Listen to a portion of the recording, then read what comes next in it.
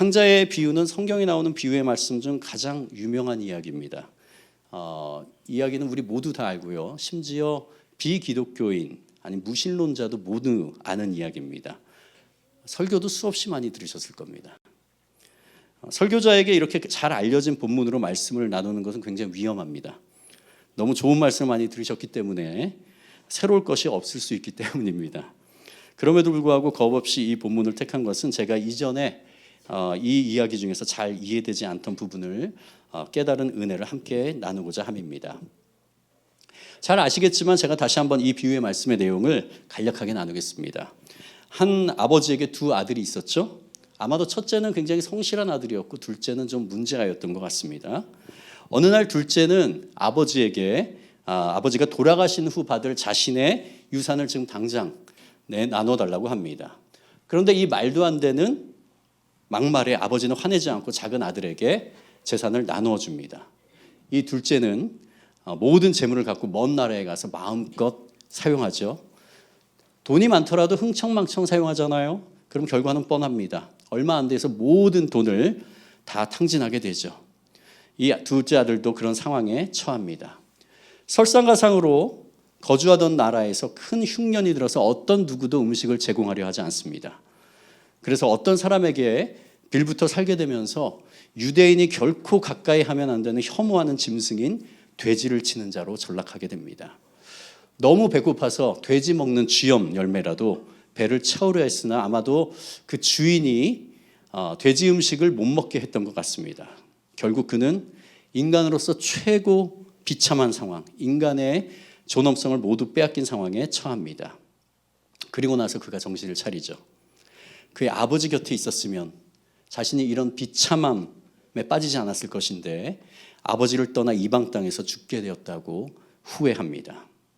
그리고는 큰 결심을 하게 되는데 염치불구하고 아버지께 돌아가야겠다고 생각하고 실행에 옮깁니다. 결국 극도의 굶주림과 싸우면서 겨우 아버지의 집이 아주 멀리 보이는 지점까지 도달했는데 이 아버지는요, 그 집 나간 아들이 언제 돌아올까 매일 마을 입구에 나와서 기다리고 있었나 봅니다. 먼 거리를 달려와서 그 둘째 아들을 끼어안고 입을 맞춥니다. 둘째 아들은 아버지 앞에 무릎을 꿇고 사죄의 말을 올려드리죠. 아버지, 제가 하늘과 아버지께 죄를 지었습니다. 지금부터는 아버지의 아들이라고 일컬음을 감당하지 못하겠사오니 종으로 부려주십시오 라고 말하는데 마지막 부분 종으로 부려주십시오로 말하기 전에 아버지는 이 거지가 되어 돌아온 둘째 아들을 종들에게 명해서 제일 좋은 옷, 휘황찬란한 반지, 그리고 가장 좋은 신으로 신기게 하고 살찐 송아지를 잡아서 잔치를 베풉니다. 우리는 이 이야기를 통해서요, 하나님이 얼마나 사랑으로 가득 찬 분이신지를 잘 알고 있습니다. 우리 하나님은 우리가 얼마나 큰 죄를 지었던지, 무슨 일을 저질렀던지, 과거에 어떤 존재였는지, 얼마나 인생의 많은 시간을 낭비하고 돌아왔는지 그 죄악의 질과 무게에 따라서 우리를 냉대하거나 차별하지 않으십니다. 우리의 잘못을 진심으로 회개할 때 그 모든 죄를 용서하시고요. 그리고 인간의 존엄성을 스스로 버린 죽어 마땅한 존재일지라도 아버지의 품이 그리워서 돌아올 때 우리를 조건 없이 환대해 주시는 분입니다. 하나님의 사랑은 우리의 머리로는 헤아릴 수 없을 정도로 깊고 크고 넓습니다. 그 사랑으로 우리 한 사람 한 사람이 구원의 감격을 누리게 된 것이고요. 믿습니까? 아멘. 그런데 여러분, 만약 예수님이 크신 아버지의 이 사랑, 그리고 어떤 죄인일지라도 회개하여 아버지께 돌아올 때 하나님이 영접하여 주신다는 이야기만을 전달하려고 했다면 이 탕자의 비유에는 한 아들만 등장해도 됩니다. 그렇죠? 그래서 이 아버지에게 아들이 하나 있었는데 그가 재산을 받아서 외국에 나가서 다 쓰고 거짓골 돼서 돌아왔는데 아버지는 혼내지 않고 그를 영접해 줬다. 이렇게 되면 되거든요. 그러나 예수님은 이것과 더불어서 이 굉장히 중요한 내용과 더불어서 다른 중요한 또 하나의 다른 중요한 이야기를 하시려 하셨기에 아버지에게 두 아들이 있었다라고 이야기를 시작하신 것입니다. 그래서 탕자의 이야기는요, 우리가 읽은 24절에서 끝나지 않고 25절부터 32절까지 큰아들로 초점이 이동되어 계속 진행됩니다. 둘째 아들이 아버지에게 돌아온 기쁨의 잔치를 벌이고 있는 그때 맏아들이 밭에서 일하다가 날이 저물어서 집에 돌아오고 있었습니다. 그런데 평소와는 다르게 집이 가까울수록 흥겨운 음악과 춤판이 벌어진 것을 알게 됩니다. 그리고는 어리둥절해서 한 종에게 자초지종을 묻게 되죠. 그 종은 글쎄요, 작은 도련님이 모든 재산을 다 탕진하고 거지가 돼서 돌아왔거든요. 그런데 주인님은 너무 기뻐하시면서 잔치를 벌이라고 해서 지금 송아지를 잡아서 잔치하고 있는 중입니다. 저 주일학교에서 설교해도 되겠죠? 네. 큰아들은 화가 엄청나게 났습니다. 그래서 집으로 들어가길 거부합니다. 큰아들의 화난 모습을 본 아버지가 그 큰아들에게 가서 달래는데 그 아버지에게 따지면서 항변합니다. 그것이 누가복음 15장 29절에서 30절입니다. 우리 같이 읽어보겠습니다. 시작.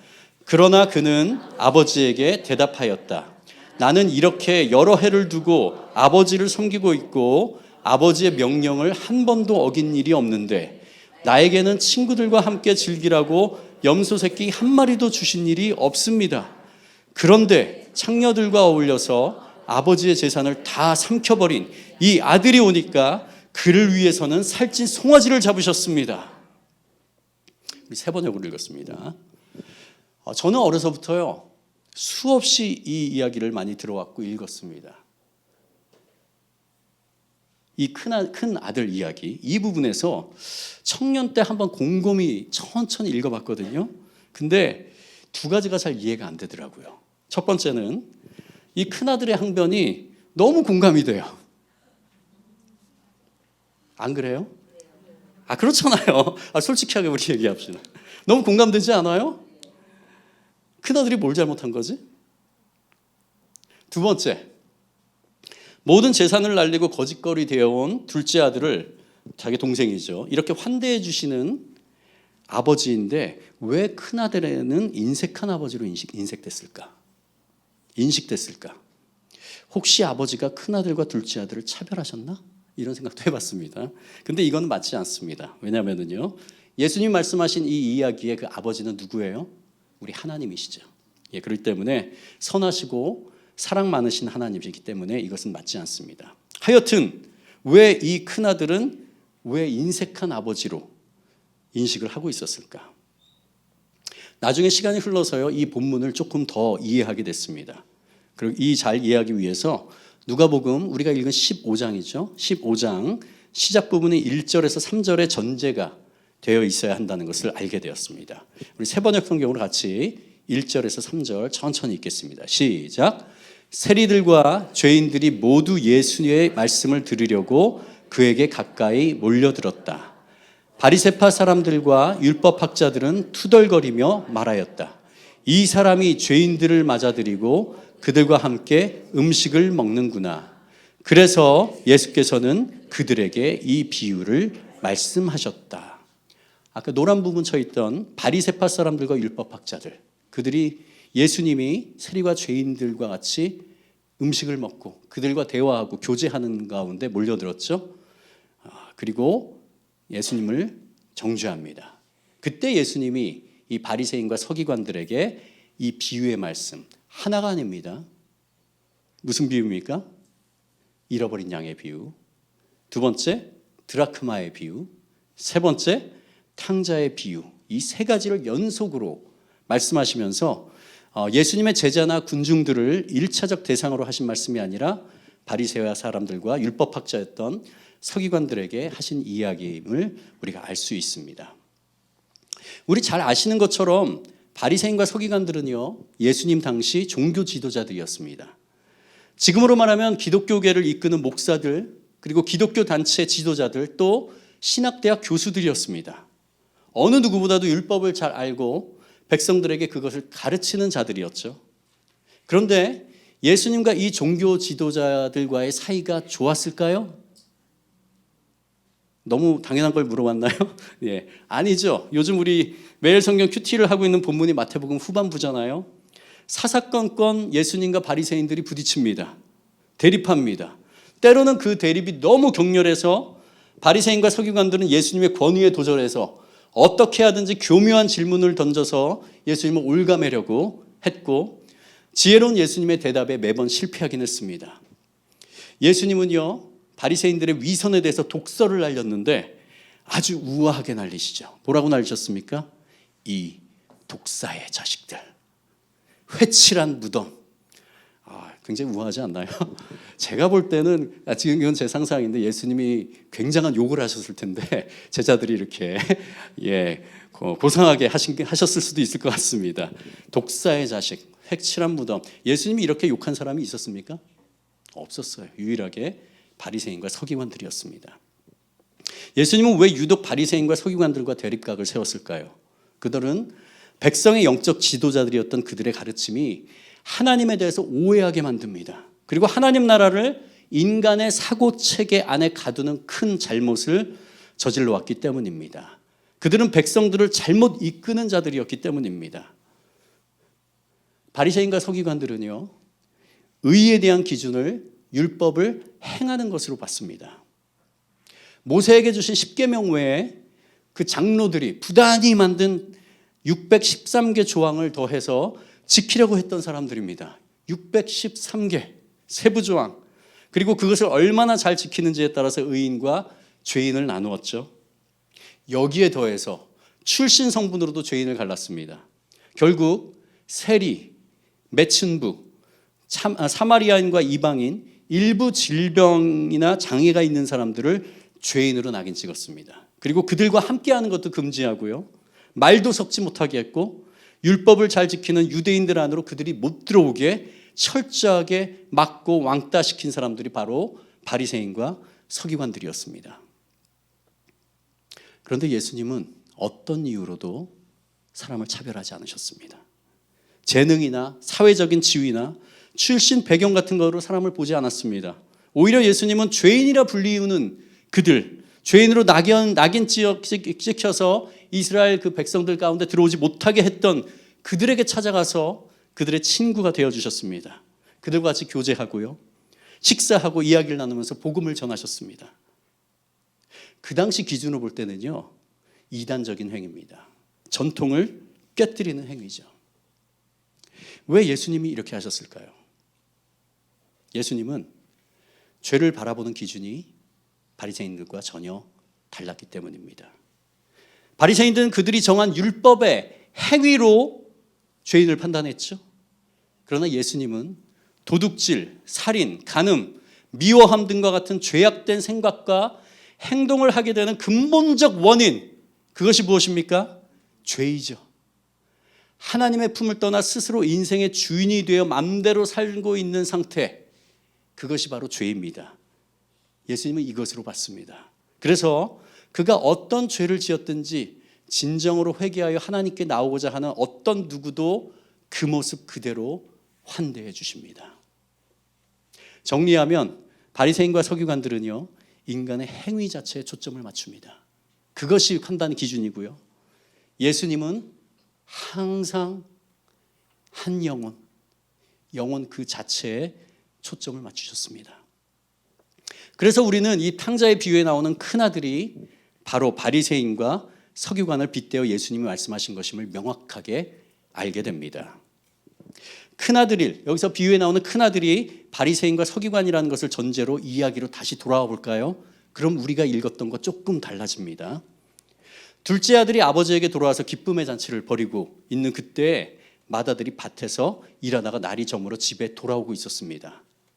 맏아들이 밭에서 수고하고 일하고 돌아왔다는 것은요, 장로들의 전통인 613개 조항을 지키기 위해 하려고 수고하고 노력한 것을 의미하는 것으로 볼 수 있습니다.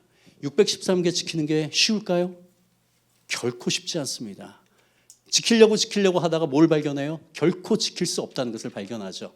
그런데 이들은 종교 지도자들이었죠. 자기네도 지키지 못하거든요. 근데 아닌 척합니다. 자기는 지키는 척, 사람들 앞에 거룩한 척, 모든 율법을 다 지키는 척. 그게 위선이죠. 예수님이 바로 지적한 부분이 바로 이 부분입니다. 위선자, 독사의 자식, 회칠한 무덤, 겉은 하얗지만 속은 썩은 시체가 있는 무덤. 그런데 평소와는 다르게 집에 가까울수록 승겨운 음악과 춤판이 벌어졌죠. 그리고 어리둥절해서 그 종에게 자초지종을 물어보죠. 종에게 잔치가 벌어졌다는 얘기를 듣고 큰아들은 화가 엄청 났습니다. 그래서 집으로 들어가기를 거부합니다. 어떻게 보면 바리새인과 서기관들이 예수님께 대립각을 세운 것은 당연합니다. 그들의 사고체계에서는요, 절대 율법을 지키지 않고 수고하지도 않고 오히려 죄악을 저지른 그들을 정죄하지 않고 그들을 환대하다니 말도 안 되는 이야기입니다. 자신들의 가치체계를 무너뜨리는 일이니까 결코 동의할 수도 없고요. 백성들이 예수님을 따르고 있어서 함부로 할 수 없지만 어떻게든 예수님을 끌어내리려고 혈안이 되어 있던 것이었죠. 큰아들의 화난 모습을 본 아버지가 그에게서 가서 달래는데 그 아버지에게 따지면서 항변합니다. 아까 읽은 29절 30절을 바리새인과 서기관의 언어로 제가 바꿔서 풀어보겠습니다. 나는 이렇게 평생 동안 하나님을 섬기기 위해서 해야 할 것, 하지 말아야 할 것, 수많은 율법 조항들을 지키려고 그렇게 노력했는데 하나님은 저에게 칭찬이라든가 아니면 뭔가 상급 같은 것을 내려준 적이 없습니다. 그런데 저렇게 음란하고 방탕한 죄인, 율법을 하나도 지키지 않는 가증스러운 저 죄인들에게는 어찌 이렇게 큰 자비와 은혜를 베푸십니까? 정말 너무한 것 아닙니까? 이제 좀 이해가 됩니다. 큰아들, 즉 바리새인과 서기관들이 왜 그렇게 화가 났는지를요. 그리고 그들의 치명적인 잘못이 무엇인지도요. 그들은 신념, 신앙, 사고체계의 바탕이 된 공로주의, 즉 행위에 입각하여 사람을 보기 때문에 행위에 따라 사람의 등급을 나눌 수밖에 없습니다. 공로주의는요, 영어로 meritocracy라고 합니다. 여기서 merit라는 그 영어 단어에서 나왔는데요. merit라는 것은 가치라는 의미입니다. 다른 말로 하면요, 공로주의 하면은 우리는 그냥 행위로 구원받는 그 주의를 생각하는데 다른 말로 하면 좀 더 이해가 될 겁니다. 능력주의고요, 실력주의고 가치주의입니다. 세운 공로에 상응하는 보상을 받는 것이 정의에 부합된다는 사상이죠. 더 큰 공로를 이룬 자가 적은 공로를 이룬 자가 똑같은 대우를 받는 것은 엄청나게 불공평하다고 보는 것입니다. 우리가 사는 세상이요, 이 공로주의, 능력주의, 실력주의, 가치주의에 기반합니다. 그렇지 않습니까? 내가 다른 사람보다 직장에서 더 좋은 실적을 올리면은 더 많은 월급, 더 많은 연봉을 받는 것을 당연합니다. 칭찬받는 거 당연하고요. 더 나은 사람으로 인정되는 게 당연합니다. 어떤 사람이 무능력하고 어떤 부분에 있어서 잘하지 못하잖아요. 그 사람은 그만큼 차가운 시선과 대우를 받는 세상에 우리는 살고 있기 때문에 그렇습니다. 그래서 이런 세상에서 우리가 살아가고 있고 또 그런 사상은 우리의 상식과도 일치하죠. 어려서부터 그런 가치관에서 자라왔기 때문입니다. 언뜻 큰아들의 항변을 들으면 이해도 되고 공감도 될 수밖에 없습니다. 그러나 하나님의 나라는 이런 인간들이 만들어 놓은 공로주의 세계관과 다릅니다. 예수님은 이 비유로 다르다는 것을 선포하고 계십니다. 그 어떤 인간도 공로로 구원받지 못합니다. 왜? 모두가 죄인이기 때문에 그렇습니다. 그리고 우리의 선행으로 죄를 갚을 수 없기 때문에 그렇습니다. 하나님의 구원하심이 공로주의에 기반했다면 우리 가운데 구원받을 자가 누가 있겠습니까? 단 한 사람도 없습니다. 우리 모두는 죄인이기 때문입니다. 바리새인과 서기관들은 하나님을 잘 안다고 착각했습니다. 달달달달 외우고, 그러나 결코 하나님이 누구신지 어떤 분이신지를 잘 몰랐습니다. 자신들이 만든 공로주의의 틀을 떠받들고 자신들은 의인이라고 착각하고 그리고 살았습니다. 결국 예수님을 십자가에 못 박아 죽이는 주역이 됐죠. 그런데 우리가 은혜로 구원받지 우리의 공로로 구원받는 것이 아님을 우린 너무너무 잘 알죠. 그렇죠? 공로주의의 반대가 뭡니까? 은혜로 구원받는 거죠. 우리의 공로가 전혀 몇 퍼센트? 0.01? 아니에요. 0. Nothing. 그것을 잘 안다고 하죠. 그러나 우리의 삶을 돌아보면요, 공로주의가 스며든 생각과 행동이 우리 주변에 많이 있음을 볼 수 있습니다. 어떤 사람은 자신이 주님을 위해서 더욱 수고했기 때문에 내가 하나님 보시기에 상대적으로 좀 더 나은 그리스도인이라고 생각합니다. 공로주의입니다.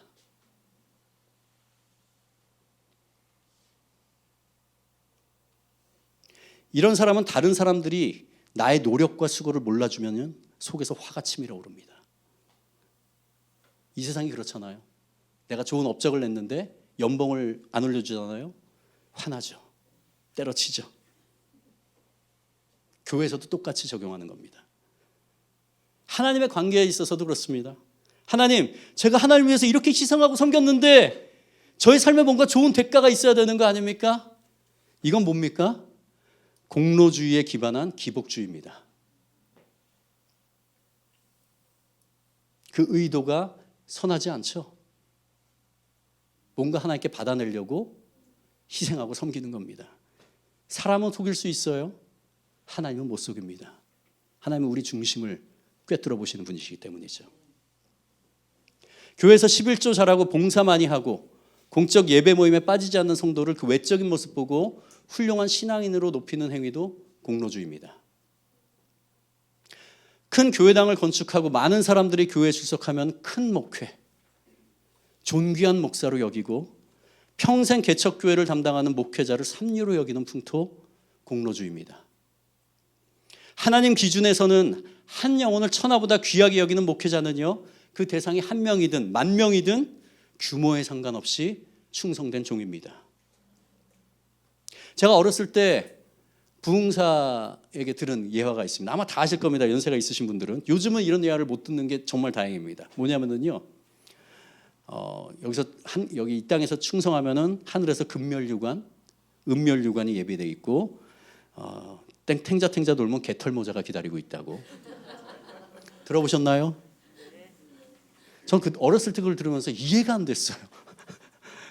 천국에서 영원히 죽어 마땅한 우리를 예수 그리스도의 보혈로 대속하셔서 영원한 생명을 주셨다는 그 구원 외에 우리에게 더 필요한 상급이 있어요? 있어요? 뭘 더 받아내려고? 그 구원이면 되지 않아요?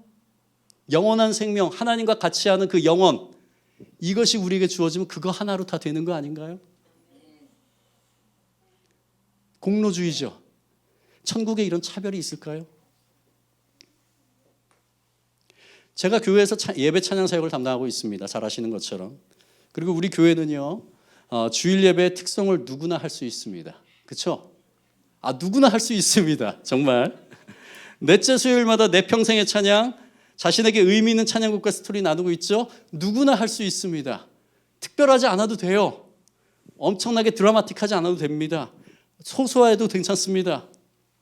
만약 주일 특성은 노래를 잘하는 사람만 할 수 있다고 생각한다면 그분도 공로주의, 능력주의가 무의식 중에 스며든 겁니다. 철저히 실력으로 평가하는 세상과는 다르게 노래를 잘하든 못하든 어느 누구든 하나님의 은혜에 감사한 마음이 있으면은 특성할 수 있는 곳이 교회가 되어야 합니다. 왜냐하면 교회는 완전하진 않을지라도 하나님 나라, 천국을 맛볼 수 있는 곳이 되어야 하기 때문입니다. 비록 음정이 조금 떨어지고 말하는 것이 어눌하더라도 앞에 나와서 하나님이 저와 같은 자를 환대해 주셨습니다 라고 진실되게 고백하는 것, 그것이 하나님 받기 원하시는 찬양과 고백 아니겠습니까? 이런 특성은 세상이 보기에는 한없이 부족해도요, 중심을 보시는 하나님은 너무나 기뻐서 점프하시도록 만드는 그런 찬양입니다. 고백입니다. 그래서 우리는 세상의 기준으로 음악적으로 부족한 분이 찬양하더라도 마치 여러분 보십시오. 우리 크리스마스 잔치 때 유아유치부 가장 아이들은 여기서 이렇게 노래도 안 해요. 막 울기도 하고 하다가 뭉해가지고 울고. 근데 그 부모님 여기서 보세요. 저는 항상 그거 봐요. 부모님들이 얘가 노래를 하는 것도 아니에요. 그 자리에 그 자녀가 서 있다는 것이 사랑스럽습니다. 그래서 열심히 핸드폰으로 영상을 찍는 부모의 마음으로 우린 격려하고 응원해야죠. 그것이 교회 아닙니까? 그것이 천국이죠. 이건 말 안 하려고 그랬는데 우리 양선우 형제 우리 찬양을 또 제 옆에서 지난번에 두 번째 내평찬인가요? 그때 양선우 형제가 우리 찬양팀의 마스코트라고 한 거 기억나시나요? 혹시 들으신 분은? 선우 형제가 어딜 가서 마스코트가 되겠습니까? 보통 마스코트 하면 예쁘고 깜찍하고 귀여운. 근데 양선우 정말 귀여워요. 세상은 그렇잖아요. 근데 선우 형제 우리 찬양팀에서 저는 찬양하는 모습이 얼마나 예쁜지 이렇게 하면서 이렇게 나름 전심으로 찬양하는 거예요. 너무 예뻐요. 그래서 그냥 우리 찬양팀의 마스코트가 됐습니다. 그 진실된 모습으로. 처음 오시는 분들은 저 친구 왜 저러나 할 텐데 몇 주 보시잖아요. 그럼 아실 겁니다. 진실되게 찬양하고 있구나. 그래서 교회 마스코트입니다. 우리 찬양팀의 마스코트고요. 이런 것이 교회죠. 불쑥불쑥 신앙생활 가운데 자기 의가 튀어나올 때, 자기 의가 튀어나올 때 우리는 사도 바울의 이 말씀을 기억해야 합니다. 고린도전서 15장 31절 다 같이 읽겠습니다. 시작. 형제들아, 내가 그리스도 예수 우리 주 안에서 가진 바 너희에 대한 나의 자랑을 두고 단언하노니 나는 날마다 죽노라. 아멘. 우리의 그 자기 의, 내가 뭔가를 했다고 하는 것, 내가 뭐가 된 것처럼 생각하는 그 자기 의, 날마다, 사도 바울도 날마다 죽는다고 했습니다. 우리도 날마다 우리 자아를 죽여야죠. 십자가에 못 박아야죠. 공로주의는요, 은혜에 의하여 믿음으로 말미암아 받은 구원과 양립할 수 없는 개념입니다. 절대 양립할 수 없습니다. 둘 중에 하나예요. 그래서 오늘 예수님이 이 비유의 말씀으로 하신 탕자의 비유 말씀을 현재를 살아가는 우리에게 비추면 다양한 모습이 보입니다.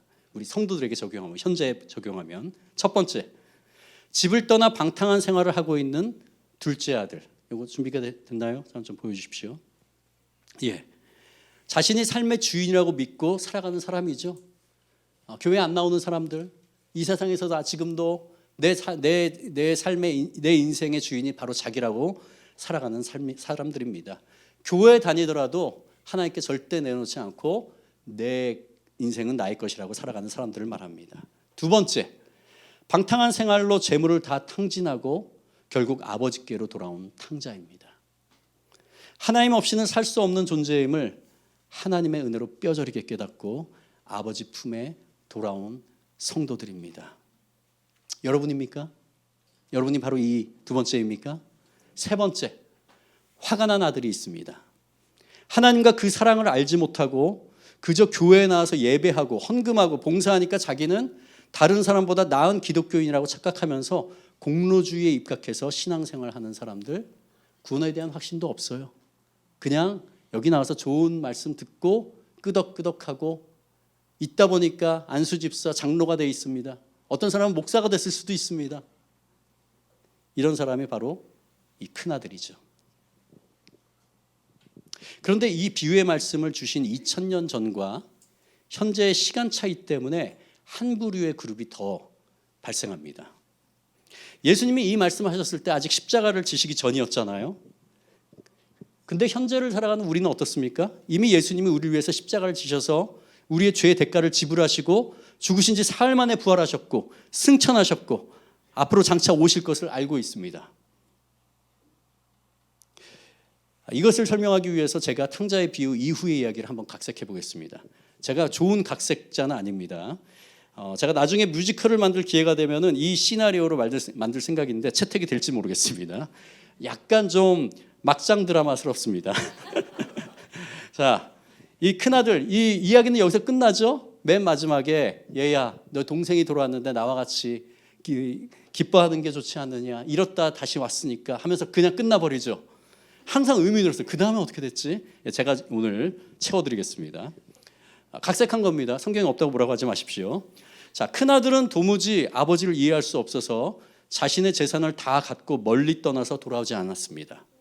그래도 아버지를 굶길 수는 없기 때문에 집과 약간의 재산을 남기고 떠났습니다. 죄를 용서받은 둘째 아들은요, 종으로서도 감지덕지한데 원래 아들의 자리로 복귀시켜 주신 아버지의 사랑에 감격하고 감사해서 아버지를 위해서 열심히 충성하며 일을 합니다.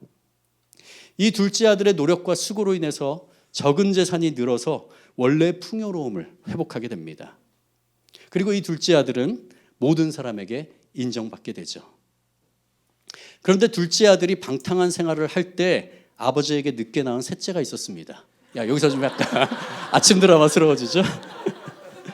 이 셋째도 청소년기가 되어서 역사는 반복된다고요. 그 둘째 아들이 했던 것과 똑같이 자신의 재산을 달라고 하여 그것을 갖고 외국에 나가서 탕진하고 결국 거짓골이 되어서 돌아옵니다. 이 아버지는, 사랑이 가득한 아버지는 역시 이 셋째도 환대합니다. 그리고 아들의 지위를 회복하고 잔치를 베푸시죠. 그리고 일하고 돌아오던 둘째는 셋째를 환대하고 잔치를 베푸시는 아버지를 보면 어떻게 반응해야 될까요? 어떻게 반응해야 될까요? 예, 이런 대화식 좋습니다. 예배와 삶이 바로 이렇습니다. 예, 그래서 2번 이 돌아온 탕자 있죠? 두 갈래로 나눠져요. 첫 번째, 가산을 탕진하고 돌아온 동생을 환대하는 둘째 아들이 있습니다. 결코 용서받지 못할 죄인인 자신을 무조건 용서하시고 다시 아들로 세워주셨잖아요. 아버지가 그 사랑을 결코 잊지 않는 거예요. 오래전이지만 결코 잊지 않습니다. 매 순간 하나님의 베푸신 은혜가 너무 감사해서 최선을 다해서 일합니다. 뭘 받아내려고 하는 게 아니라, 무슨 인정을 받으려고 하는 게 아니라 아버지의 사랑에 감사해서 하는 거예요. 아버지와 사람들에게 인정받는 것이 나 같은 죄인을 구원하셨다는 그 사실이 감사해서 충성하죠. 가정의 재산이 불어난 것도 자신이 한 게 아니라 아버지 하나님께서, 아버지가 나를 사랑해 주셨기 때문에 이 자리에 있게 된 거고, 그런 기회를 주신 아버지께 항상 감사하죠. 그리고 자기 동생 셋째가 돌아왔을 때 자기 과거의 모습을 본 겁니다. 내가 이랬었지. 근데 아버지가 꾸짖지도 않고 그냥 환대해 줬지. 그래서 같이 기뻐할 수 있는 겁니다. 아버지처럼 동생을 환대하게 되죠. 두 번째가 있습니다. 가산을 탕진하고 돌아온 동생을 정죄하는 둘째 아들이 있습니다. 아버지 용서를 받고 오래전에 감격했었죠. 그런데 그 감격이 점점 잊혀져 가고 있습니다. 그리고 어느 순간에 자기가 열심히 일해서 집안을 일으켰다는 생각이 조금씩 스며들기 시작해요. 근데 시간이 지나면서 내가 이 가정을 다시 세웠다라는 확고한 생각을 하게 됩니다. 그게 뭐예요? 공로주의입니다. 그런데 왜 아버지의 엄청난 은혜를 입었다고 하면서 우리는 그 은혜를 잊고 변진될까요? 그 힌트가 오늘 읽은 본문 19절에 있습니다. 우리 누가복음 15장 19절 개역개정으로 같이 읽겠습니다. 시작. 지금부터는 아버지의 아들이라 일컬음을 감당하지 못하겠나이다. 나를 품꾼의 하나로 보소서 하리라 하고. 우리 개역개정에는요, 아버지의 아들이라 일컬음을 감당하지 못하겠나이다. 그냥 겸손한 표현처럼 들리죠. 원래 작은 아들이 말한 의미가 이 번역에서 제대로 나와 있지 않습니다. 자, 이 원래 그 헬라어로 쓰여진 그 성경에서요, 굉장히 중요한 단어가 하나가 나오는데요. 그게 악시오스라는 단어입니다. 악시오스. 이 단어의 뜻은요, 자격이란 얘기입니다. 자격. 자격이 뭔지 아시죠?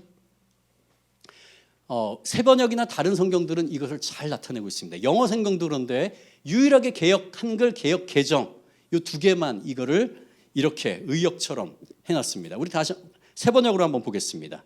19절 다 같이 읽겠습니다. 시작. 나는 더 이상 아버지의 아들이라고 불릴 자격이 없으니 나를 품꾼의 하나로 삼아 주십시오. 영어 성경 NASB로 보겠습니다. I'm no longer worthy to be called your son. Make me as one of your hired men. worthy라는 단어, 이게 바로 가치가 있는 자격이죠. 이 새 번역과 영어 성경은 잘 번역했습니다. 오늘 설교 제목이 혹시 뭔지 아세요?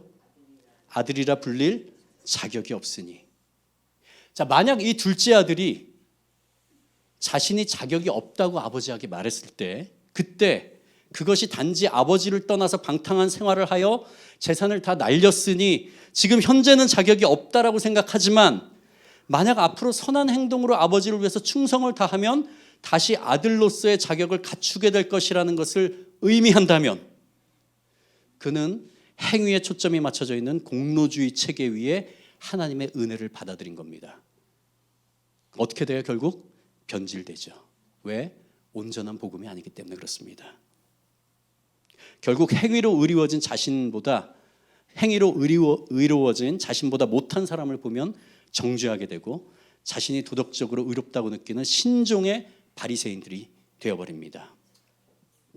그러나 예수 그리스도가 우리의 죄값을 치르신 저 십자가를 항상 바라보면서 저 자리에 내가 달렸어야 되는데 라고 끊임없이 십자가를 묵상하고 자신이 얼마나 큰 죄인이었는지 또 지금도 그러한지를 인식하고 동시에 어떤 행위로도 결코 아들의 자격을 갖출 수 없는 무능한 죄인인 나를 십자가를 통해서 구원하신 아버지의 지극하신 사랑에 날마다 감격하며 감사하는 자, 그래서 감사함이 행동으로 우리의 삶에서 그리스도인으로 예수님처럼 희생과 섬김의 삶으로 자연스럽게 나타나는 자, 이 사람이 진정으로 회개한 자입니다. 만약 우리가 그 놀라운 은혜를 입고 날마다 살아가는 둘째 아들이라면요, 셋째가 돌아왔을 때 아버지처럼 환대하겠죠. 시켜서가 아니라 내 모습을 아니까. 또 자신보다 훨씬 더럽고 추해 보이는 이웃을 보았을 때 크나큰 죄인인 자신을 있는 모습 그대로 받아주시고 회복시켜주신 아버지의 크신 사랑에 감사하기에 누가복음 15장 32절에 이 내 동생은 죽었다가 살아났으며 내가 잃었다 얻었기로 우리가 즐거워하고 기뻐하는 것이 마땅하다라는 아버지의 말씀에 공감하고 같이 기뻐할 수밖에 없습니다. 그 사람이 바로 구원받은 자입니다. 진정으로 회개한 자이고요. 그리고 그 기쁨을 똑같이 아버지처럼 누릴 수 있을 겁니다. 우리 주변에 아직 아버지의 엄청난 사랑을 오해하고 외면하고 멀리 떠나서 살아가고 있는 친구들 있다면, 아니 우리 같은 교회 안에서도 교회는 다니지만 전혀 예수 그리스도의 향기가 느껴지지 않는 그런 형제 자매를 볼 때 어떻게 교회도 오래 다닌 사람이 저럴 수가 있어? 어떻게 예배 인도자가, 셀 리더가, 다락방 리더가, 어떻게 성가대원이, 어떻게 장로, 권사가, 어떻게 목사가 라고 정죄하지 않겠죠. 아버지가 그들을 향해서 돌아오기를 바라며 안타깝게 바라보는 것처럼 우리도 그들을 불쌍히 여기고 그들을 품어주고 희생하고 기도할 것입니다.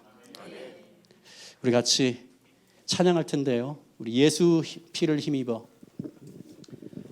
이 찬양의 오늘의 키워드가 나옵니다. 뭐라고요? 자격.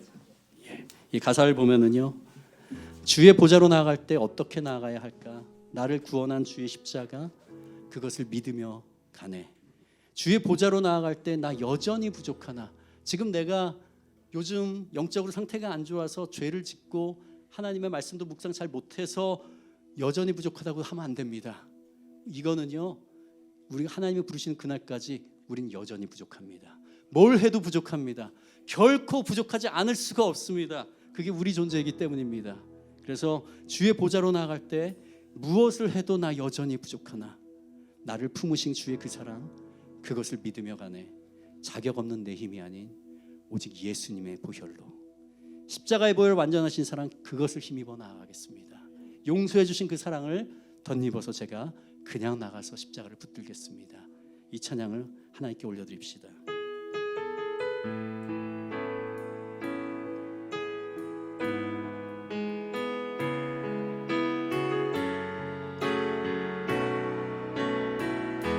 같이 찬양합니다. 주의 보좌로 나갈 때, 주의 보좌로 나갈 때에 어떻게 나가야 할까? 나를 구원한 주의 십자가, 그것을 믿으며 가네.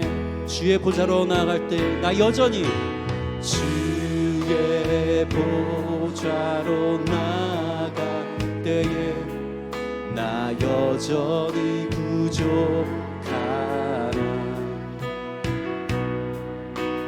나를 부르신 주의 그 사랑, 그것을 믿으며 가네. 자격 없는 내 힘이 아니, 자격 없는 내 힘이 아니, 오직 예수님의 보혈로, 오직 예수님의 자격 없는 내 힘이 아닌, 자격 없는 내 힘이 아닌, 오직 예수님의 보혈로.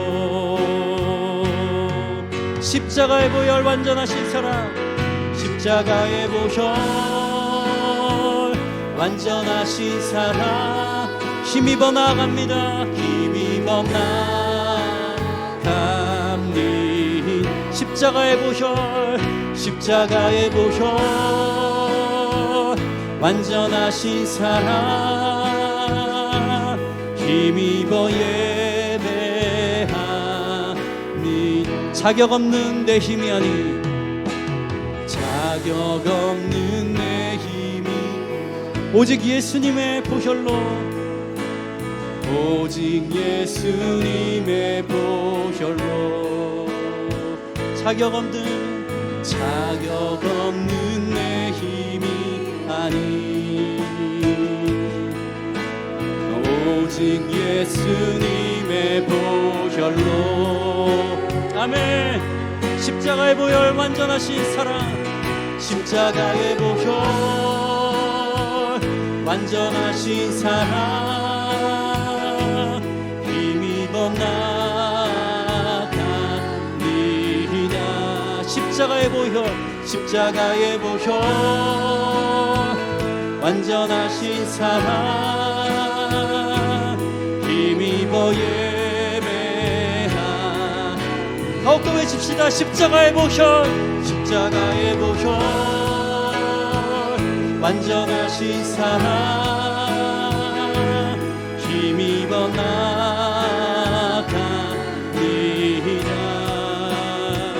십자가의 보혈 완전하신 사랑, 힘입어 예배합니다.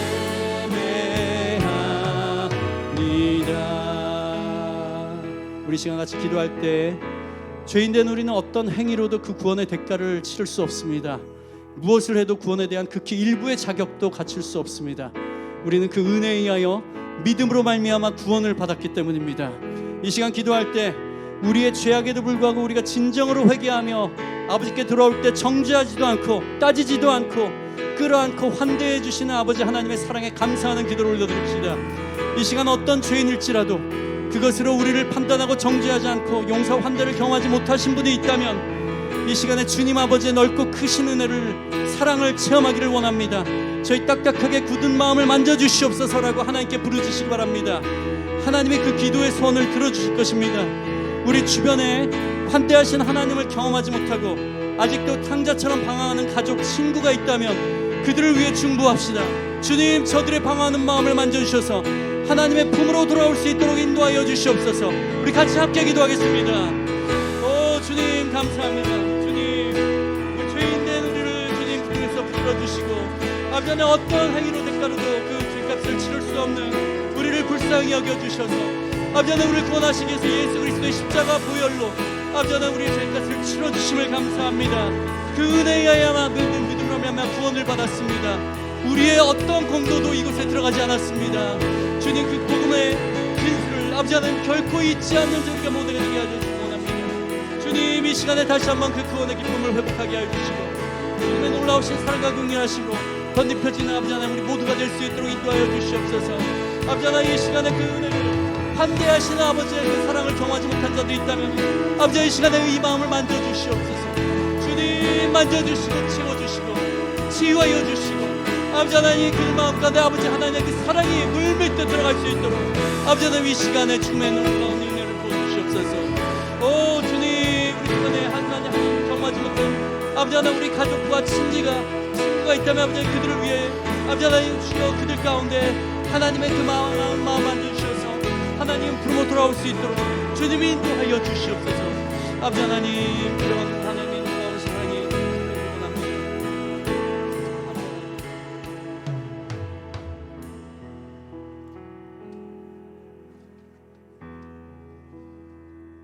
우리가 하나님의 아들로 딸로 불릴 자격이 없는 존재라고 항상 인정하고 살아갈 때 우리는 바이세린과 서기관들의 구원받는 기준이었던 공로주의에 빠지지 않게 됩니다. 만약 이전에 조건 없이 나를 받아주시고 구원해 주신 아버지의 사랑을 체험했음에도 내 자신의 행위를 의로 여기면서 자신보다 덜 성화된 형제를 자매를 보며 그들보다 자신은 나은 존재라고 느끼고 그들을 보며 냉소를 짓고 있다면 주님 베풀으신 처음 사랑을 회복하기를 원한다고 기도합시다. 공로주의 능력주의로 둘러싸인 이 세계에서 살아가며 하나님의 은혜가 아닌 세상의 가치관에 동화되어 교회 공동체 안에서도 신바리새인이 되어가는 자신의 죄악된 모습을 하나님께 가져갑시다. 하나님이 주신 재물, 건강, 지식, 직장, 가정 이 모든 것을 당연하게 여기지 않고 모든 것이 나를 구원해 주신 하나님의 은혜로 받은 것임을 인정하는 자, 우리 공동체 안에 연약한 지체를 하나님 베풀어 주신 것으로 기꺼이 베풀며 섬기는 자가 바로 구원받은 자들이고 아버지 안에 있는 구원의 기쁨을 항상 누리는 자입니다. 우리 함께 꿈꾸는 교회가 환대하는 공동체가 되기 원합니다. 하나님 이 교회를 만져주시옵소서. 이 시간 자기 없고 무능한 자에게 베푸신 모든 것이 은혜입니다라고 우리 같이 함께 고백하며 기도하겠습니다. 오 주님, 이 시간에 아버지 하나님 하나님의 은혜로 우리를 만져주셨어도 불구하고 아버지 하나님 이것이 오래되고 잊혀져서 아버지 하나님 주여 우리가 놀라운 하나님의 우리의 공로로 어느 순간에 우리의 행위로 아버지 하나님 우리가 나은 존재같이 느껴졌던 것들이라면 그 공로주의를 이 시간에 내려놓습니다. 아버지 하나님 다시 한번 그 은혜로 돌아가겠습니다. 주님 저희에게 아버지 하나님 주 그 구원의 감격과 그 은혜로 받은 구원을 회복시켜 주시옵소서. 하나님 자기 없고 무능한 저에게 베푸신 모든 것을 아버지 하나님 은혜로 받는 저희 모두가 되게 하여 주시옵소서. 저희에게 주신 재물과 건강과 지식과 직장 가정 모든 것을 당연하게 여기지 않고 모든 것이 나를 보내주신 하나님의 은혜로 받은 것임을 인정하겠습니다. 주님 우리 공동체 안에서 우리 연약한 자들을 섬기는 아버지 하나님 그러한 아버지 하나님 하나님의 마음을 닮은 우리 모두가 되도록 주님 기꺼이 베풀며 섬기는 자가 되게 하여 주시고 우리 교회가 바로 그런 공동체가 되게 하여 주시옵소서. 어떤 상처받은 자가 오더라도 아버지 하나님 이 안에서 하나님 아버지 하나님의 사랑을 느끼면서 우리의 사랑을 통해서 그 마음이 회복되고 만져지는 놀라운 역사가 있도록 주님 역사하여 주시옵소서.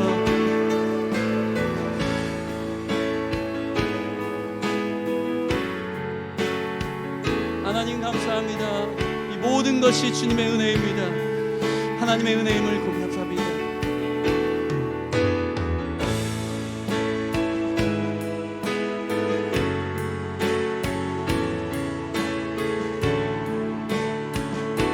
같이 찬양했습니다. 내가 누려왔던 모든 것들이 내가 누려왔던 모든 것들 내가 지나왔던 모든 시간이 내가 지나왔던 모든 시간이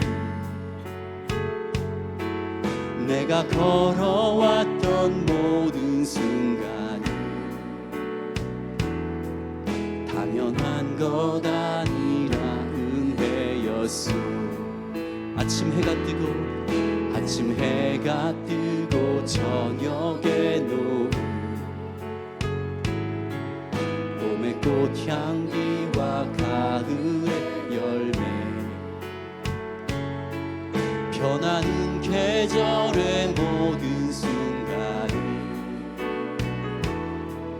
당연한 것 아니라 은혜였어. 모든 것이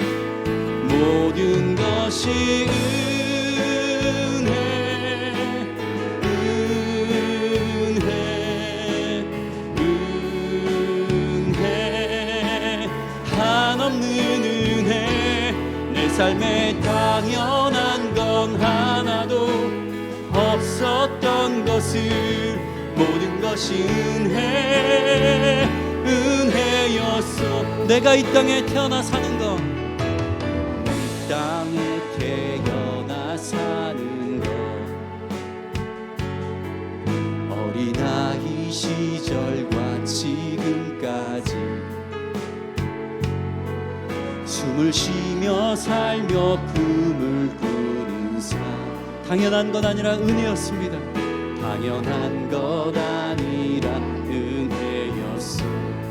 내가 하나님의 자녀로 살며 내가 하나님의 자녀로 살며 오늘 찬양하고 예배하는 삶 복음을 전할 수 있는 축복이 당연한 것 아니라 은혜였소. 모든 것이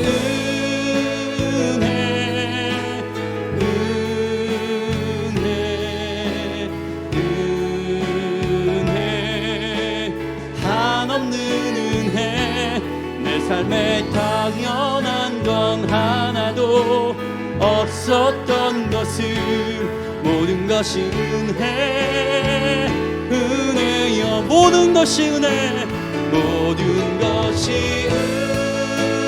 은혜, 은혜, 은혜. 한없는 은혜. 내 삶에 당연한 하나도 없었던 것을 모든 것이 은혜, 은혜여. 내 삶에 당연한 거 하나도, 내 삶에 당연한 건 하나도 없었던 것을 모든 것이 은혜, 은혜였소. 아멘. 하나님 감사합니다. 오늘 이 시간 탕자 비유를 통하여서 다시 한번 하나님의 마음을, 또 하나님의 그 은혜를 다시 한번 회복할 수 있도록 기회를 주시니 감사합니다. 하나님, 우리가 행한 건 아무것도 없습니다. 우리는 결코 자격이 없는 자이지만 우리를 구원하시기 위해서 하나님의 그 독생자 아들 예수 그리스도가 이 땅 가운데 오셔서 우리의 그 더러운 죄를 다 담당하시고 십자가에 달려 죽으셨습니다. 그리고 우리의 죄값을 치르시고 구원의 문이 되셨습니다. 하나님, 그냥 주어진 것입니다. 우리가 갚을 능력이 없기 때문입니다. 아버지 하나님의 사랑으로 그냥 받은 것인데 하나님, 우리 안에 변질되지 않도록 하여 주시옵소서. 우리가 이 신앙생활을 해나가면서 우리가 하는 그 모든 것들이 나의 능력과 모든 것이 있더라도 그것이 하나님이 주신 것이고 하나님의 구원하신 은혜에 감사하여서 하는 것이지 어떤 대가를 바라는 것이 되지 않도록 인도하여 주시옵소서. 다른 사람 앞에서 나를 높이는 그런 도구가 되지 않도록 인도하여 주시옵소서. 그저 겸손하게 우리 주변의 약한 자들, 소외된 자들, 능력 없는 자들, 무능한 자들을 우리가 가진 능력으로 덮어주고 섬기면서 이 교회 가운데, 이 공동체 가운데 하나님의 나라가 임하는 것을 보는 우리 모두가 될 수 있도록 인도하여 주시옵소서. 우리 함께 꿈꾸는 교회가 그런 교회가 되기를 원합니다.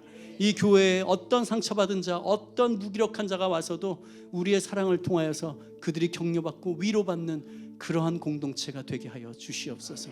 그것을 이루실 주님을 기대합니다. 우리의 능력이 아닌 오직 예수 그리스도의 보혈의 능력으로 살아가겠습니다.